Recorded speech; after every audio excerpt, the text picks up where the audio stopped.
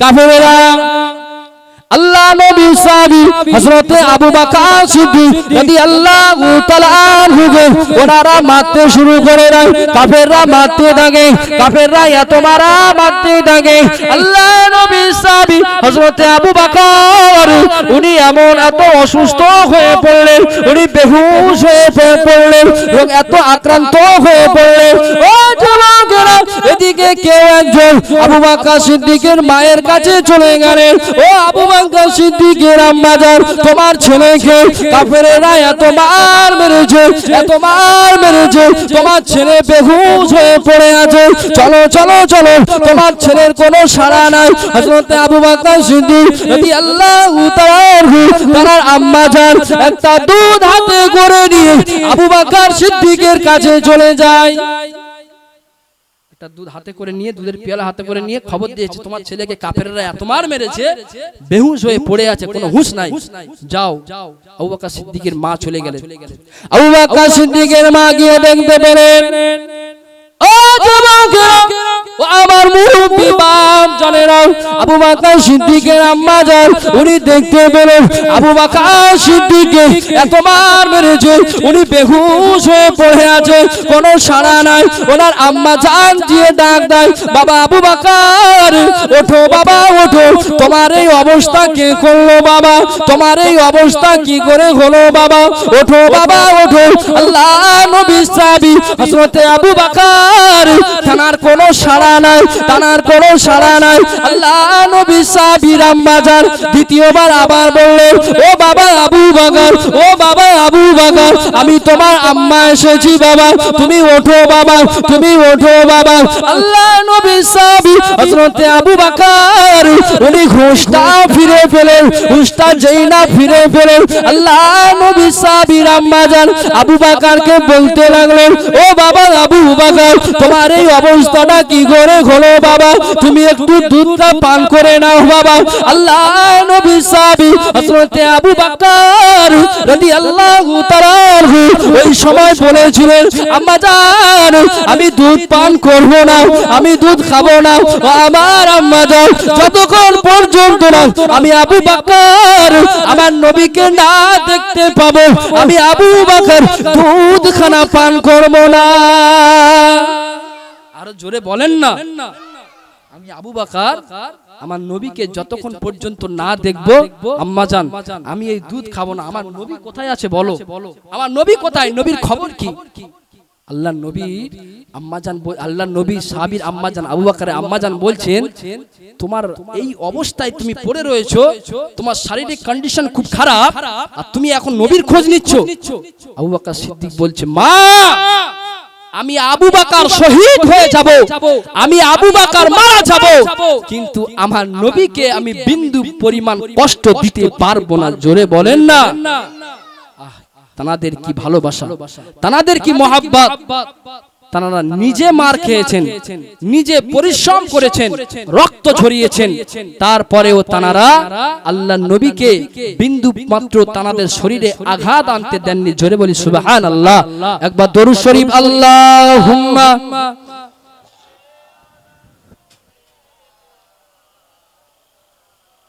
ওয়া আলা আলি সাইয়্যিদিনা আল্লাহুম্মা সাল্লি আলা মাওলানা মুহাম্মদ ওয়া আলা আলি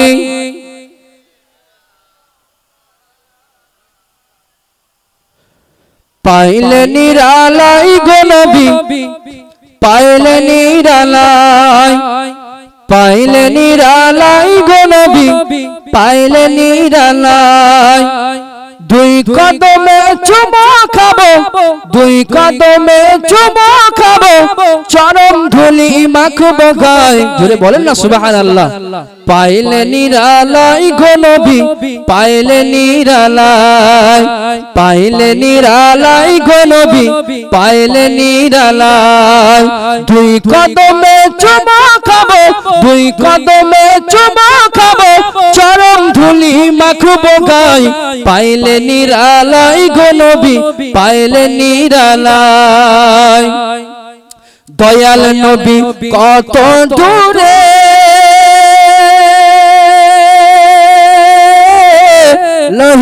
সাগরের তীরে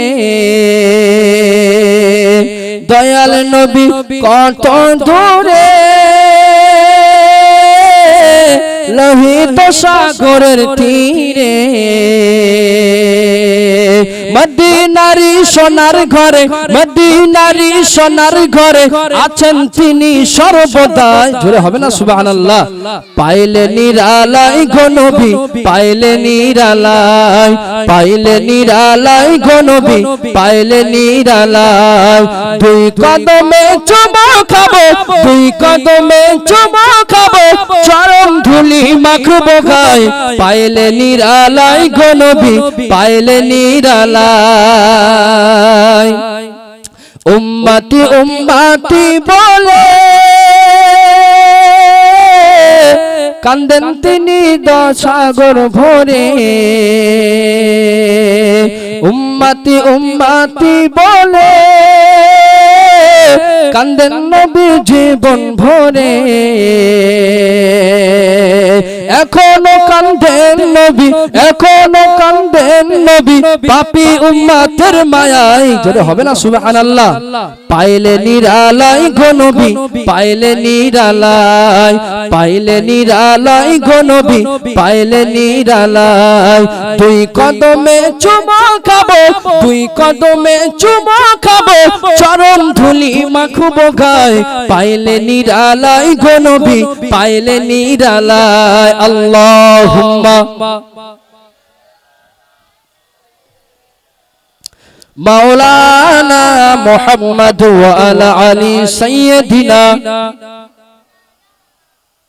ফিরে আসেন তাহলে আলোচনা হচ্ছিল নবী পাক যেটা করতে বলেছেন সেটা আমাদেরকে করতে হবে আর কোরআনে পাক বলেছেন আমিনু কামা আমানান নাস তোমরা ঈমান আনো ওইরূপ ঈমান যেমন আমার সাহাবীরা আমার নবীর উপরে ঈমান এনেছেন জোরে বলি সুবহানাল্লাহ তাহলে আমরা বেছে নিয়েছিলাম হয়তো আবু বকর সিদ্দিকের ঘটনা এতদূর বলতে বলতে একটা একটা করে হাদিস বলতে বলতে এতদূর আসলাম আমি বলেছিলাম যে নবীর যদি এক একটা সাহাবীকে নিয়ে যদি আলোচনা করা হয় তাদের যে নবীর প্রতি ভালোবাসা নবীর প্রতি যে মহব্বত বলে শেষ করা যাবে না আবু বকর সিদ্দিকের যে ভালোবাসা আমি বলতে বলতে এতদূর আসলাম এক সময় হয়তো আবু বকর সিদ্দিক রাদিয়াল্লাহু তাআলা আনহু হিজরতের রাতে আমরা জানি গুহার ভিতরে 3 দিন ছিলেন ঠিক কি না 3 দিন ছিলেন তো থাকার পরে হাদিসের মধ্যে এসেছে উনি যখন এই গুহা থেকে বার হয়ে হাঁটতে লাগলেন হাঁটতে হাঁটতে ভালো করে বোঝার চেষ্টা করবেন হাঁটতে হাঁটতে উনি আল্লাহর নবী একটু একটা জায়গায় বসে গেলেন পাথরটা এমন ভাবে আছে একটা পাথর এমন ভাবে রয়েছে আর ওই পাথরের নিচে আল্লাহর নবী বসে একটু আরাম করছিলেন জোরে বলি সুবহানাল্লাহ আবু বকর সিদ্দিক কিন্তু সাথে রয়েছেন আল্লাহর নবী সাহাবী আবু বকর দেখছেন ওনাদেরই চিনা পরিচয় একজন রাখাল তার ছাগলগুলোকে চড়াচ্ছে কি ছাগলগুলোকে চড়াচ্ছে তো এমত অবস্থায় আবু বকর সিদ্দিক চলে গেলেন ওই মেয়েটার কাছে ওই রাখালটার কাছে গিয়ে বললেন তোমার ছাগলের কি একটু দুগ্ধ দেবে একটু কি দুধ দেবে আমার পান করব আল্লাহর নবী পান করবে একটু কি দুধ দেবে তোমার ছাগলের মধ্যে কোন ছাগলটা বেশি দুধ দেয় বলো ওই মেয়েটা বলছে আমার ছাগলের মধ্যে তো খুব একটা দুধ দেনাওয়ালা ছাগল কেউ নাই আল্লাহর নবী সাহাবী বলছে আচ্ছা কোন ছাগলটা দুধ দেওয়ার উপযোগী কোন ছাগলটা দুধ দেয় আল্লাহর নবী সাল্লাল্লাহু আলাইহি সাল্লাম আবু বকর সিদ্দিক সাহাবী এতটা ভালোবাসেন ওই ছাগলের দুধটা নিয়ে ইনি একটা পাত্র বার করলেন একটা মস্ক বার করলেন করে দুধটা নিয়ে নিলেন নিয়ে আল্লাহর নবীর কাছে আসলেন কি বললাম উনি দুধটা নিয়ে একটা পিয়ালা একটা পাত্র মস্ক যাকে বলা হয় তাতে করে দুধটা ভরে নিলেন আচ্ছা আপনারা বলেন এর থেকে বোঝা যায় নবী সাহাবী যাচ্ছেন কাফেররা পিছনে ধাওয়া করছে তো কতটা ভালোবাসা না হলে নিজের হাতে একটা পাত্র নিয়েছে মস্ক নিয়েছে কেন নবীকে আমি একটু কি করাবো দুধ পান করাবো তা না হলে এই সব জিনিস কি নেওয়া সম্ভব দেখবেন আপনি যখন কোনো জায়গায় যাবেন আপনার সাথে স্ত্রী থাকবে আপনার বিবি থাকবে তো আপনাকে এমন জিনিস দেবে আপনি নিতে চাইবেন না এই জিনিস লাগবে না কিন্তু সফরে গিয়ে দেখবে ওই জিনিসই আপনার প্রয়োজন লাগে হয় কি হয় না? আল্লাহর নবী সাহাবী আবু বকর কতটা ভালোবাসেন, আল্লাহর নবীকে ওই কঠিন পরিস্থিতিতে একটু দুধ পান করাবেন বলে মনে করে এতটা চাপ থাকার সত্ত্বেও তিনি মস্ক নিয়েছেন নবীকে কি করবেন, পানি পান করাবেন, দুধ পান করাবেন। আল্লাহর নবী সাহাবী হয়তো আবু বকর সিদ্দিক রাদিয়াল্লাহু তাআলা আনহু উনি দুধটাকে নিয়ে আল্লাহর নবীর হাতে তুলে দিলেন। আল্লাহর নবী দুধটা পান করলেন। আর আবু বকর বলছে আল্লাহর নবী দুধটা পান করার সঙ্গে সঙ্গে আমি আবু বকর আমার পানির পিপাসাটাও মিটে গিয়েছিলেন। জোরে বলেন সুবহানাল্লাহ। আর একটু জোরে বলতে পারলেন না? পানি পান করিয়েছেন কাকে? দুধ পান করিয়েছেন কাকে?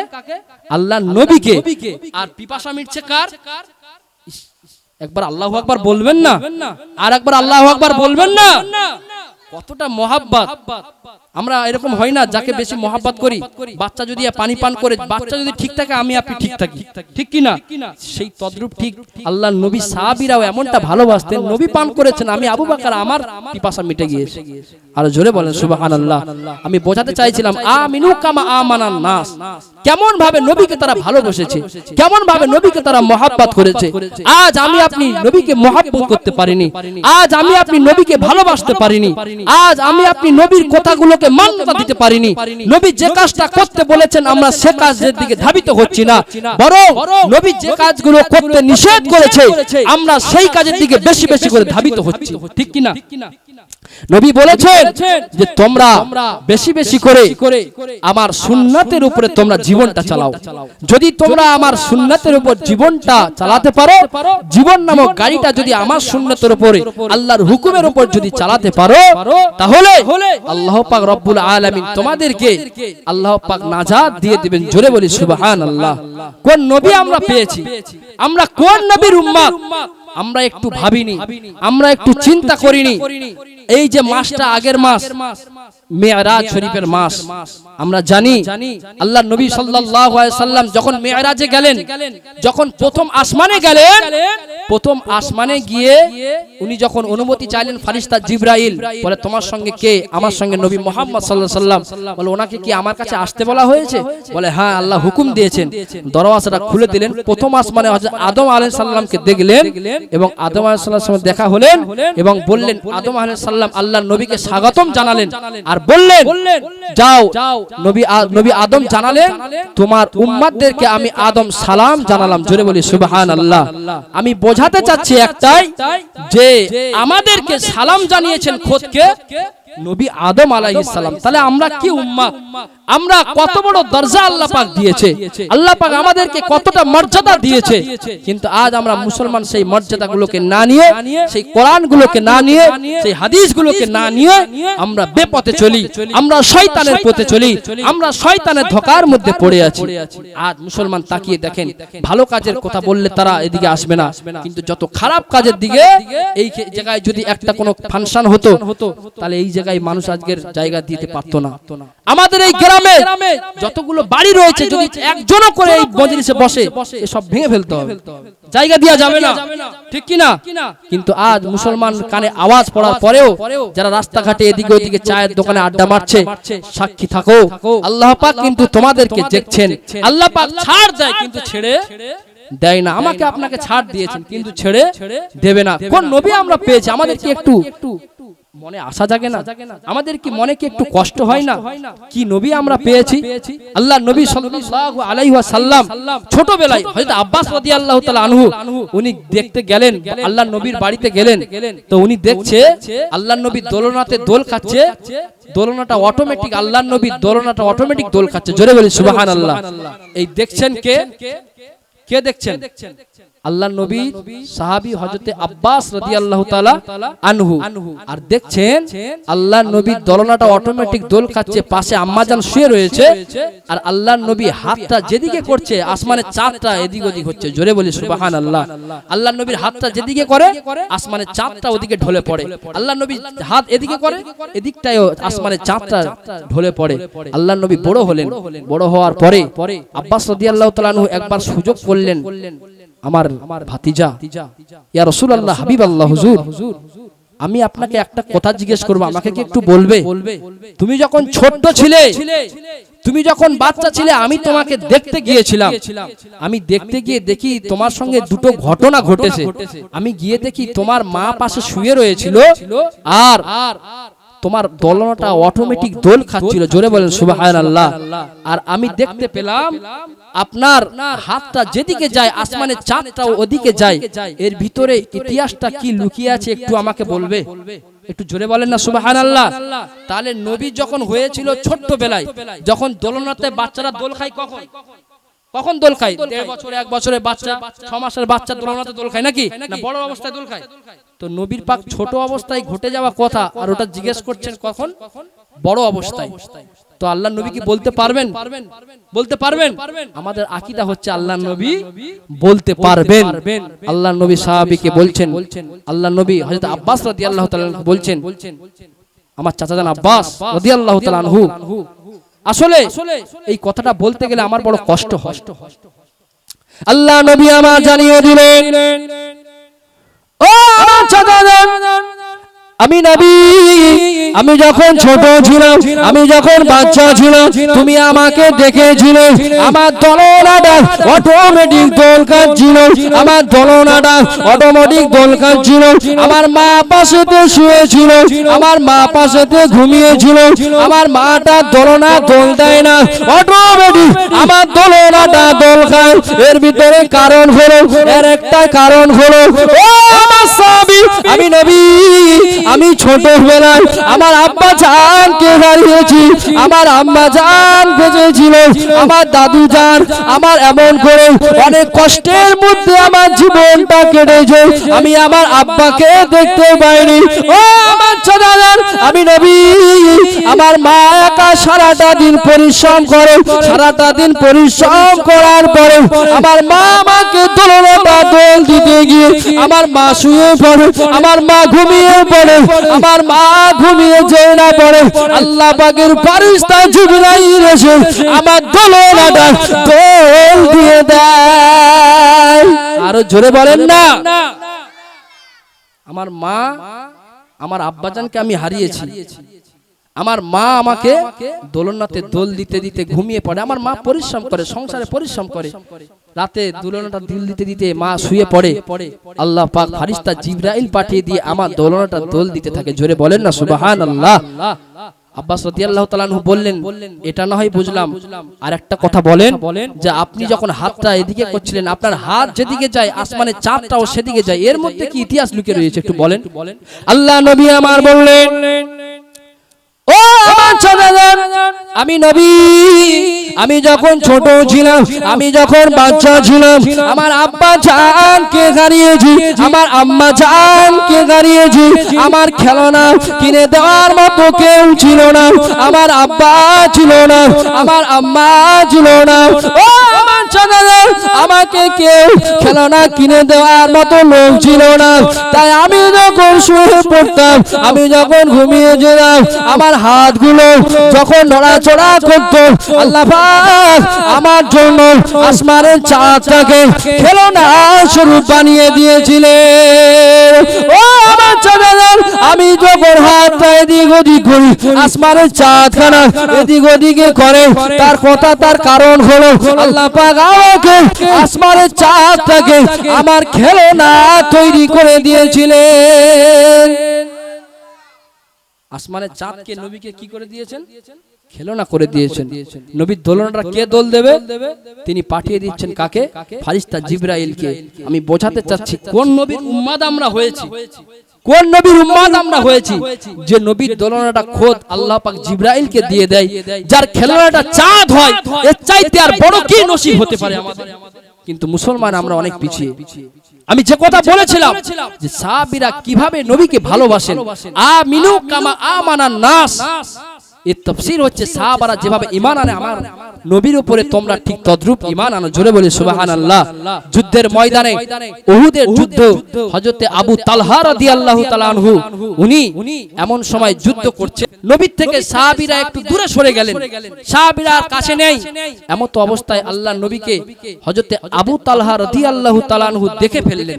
আল্লাহর নবী একা, আল্লাহর নবী সাহাবী, ও যুবকেরা, ও আমার মুরব্বি বাপ জানেরা, ও আমার মায়েরা, বোনেরা, মহিলারা, আল্লাহ পাকে আল্লাহ নবী সাহাবী হযরত আবু তালহা রাদিয়াল্লাহু তাআলা আনহু উনি আল্লাহ নবীকে যেই না দেখতে পেলেন, সঙ্গে সঙ্গে আল্লাহ নবী সামনে এসে দাঁড়িয়ে পড়লেন। আল্লাহ নবীর সামনে এসে দাঁড়িয়ে পড়ে আল্লাহ নবীর সামনে দাঁড়িয়ে তীর কানা মারতে থাকে, কাফেরদেরকে তীর নিক্ষেপ করতে থাকে। এতখানা তীর মারে, দুটো তিনটে তীর কানা উনি একাই ভেঙে ফেলে কাফেরদেরকে মেরেছে, কাফেরদেরকে শহীদ করে দিয়েছে, কাফেরদেরকে দুনিয়া জমিন থেকে তাদেরকে উৎখাত করে দিয়েছে।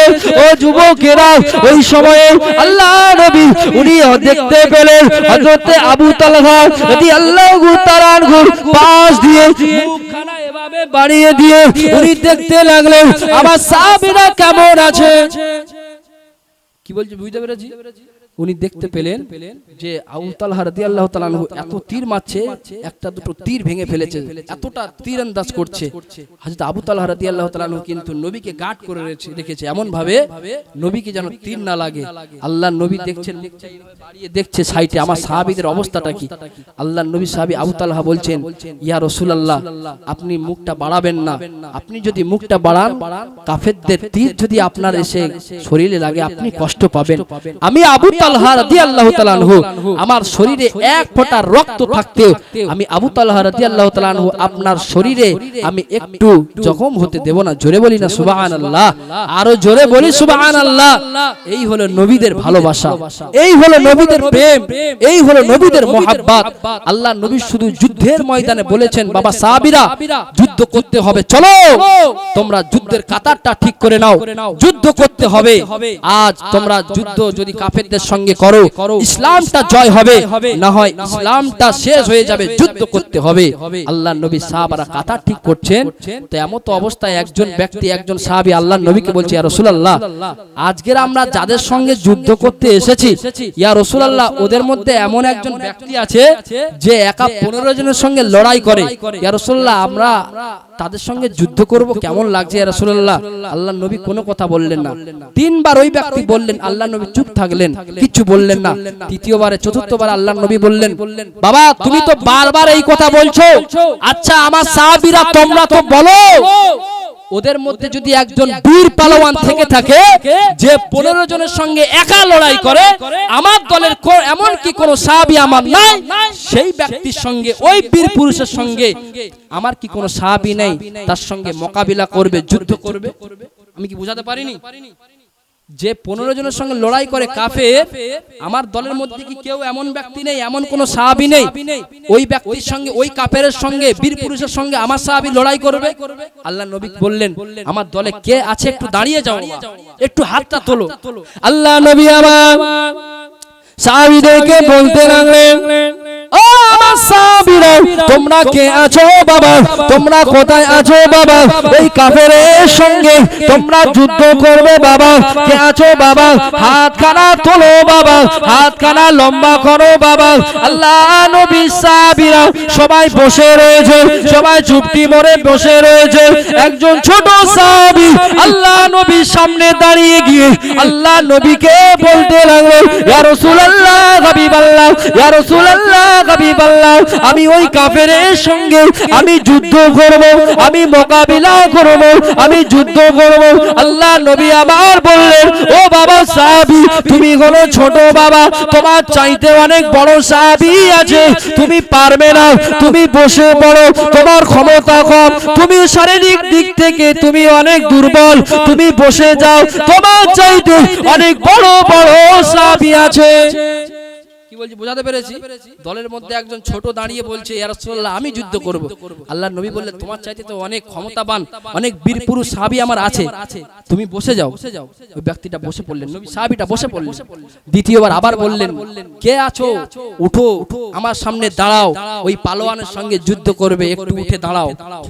ওই ছোট সাহাবী আবার দাঁড়িয়ে পড়ে আল্লাহ নবীকে বলতে লাগলেন ইয়া রাসূলুল্লাহ হাবিবাল্লাহ আমাকে একবার সুযোগ দেন, আমি ওর সঙ্গে যুদ্ধ করব, আমি ওর সঙ্গে মোকাবিলা করব। আল্লাহ নবী আবার বললেন বাবা বসে পড়ো, বাবা বসে পড়ো, তুমি পারবে না। ওই ব্যক্তিটা বীর পালোয়ান, আবার দলের মধ্যে অনেক শক্তিশালী সাহাবী আছে, তারা তো ওঠে না, বাবা তুমি বসে পড়ো।